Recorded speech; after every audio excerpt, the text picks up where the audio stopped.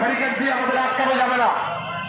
ওগুলো প্রশাসনের যারা রয়েছেন তাদেরকে বলছি, ওগুলো ব্যারিকেড দিয়ে এসএফআই ডিওয়াইএফআই মহিলা সমিতিকে রোখা যায়নি। 2011 পর থেকে 2025 সাল 14 বছর স্পর্ধার সাথে আমরা এসএফআই ডিওয়াইএফআই মহিলা সমিতি আমরা ঘোষণা করছি যে আমরা আজকে যে ব্লকের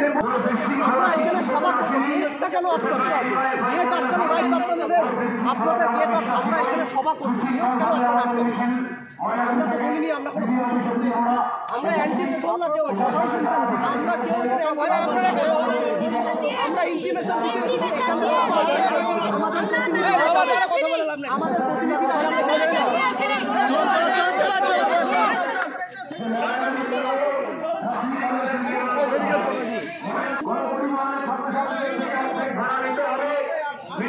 কর্মীদের ভাতা বাড়াতে হবে।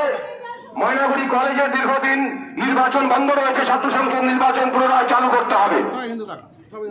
এই কমরেড, এখানে সবাই দাঁড়াবেন, সভা চলবে।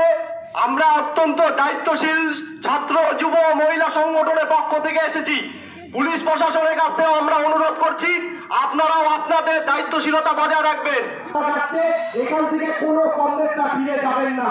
এখানে এখন সভা চলবে, আমাদের যারা প্রতিনিধিরা যাবেন তিনটি গণসংগঠনের পক্ষ থেকে কমরেড প্রীতম রায়, কমরেড তন্ময় রায়, কমরেড মানব রায়, কমরেড দীপঙ্কর পাল, অপূর্ব সরকার, জগদীশ সরকার এবং মহিলা সমিতির যারা নেতৃত্ব যারা যাবেন তারা প্রত্যেকে হচ্ছে উপরে চলে যান বিডিও সাহেবের সাথে। আপনারা আপনাদের আমাদের যে দাবিপত্র সেই দাবিপত্র নিয়ে আলোচনা করুন।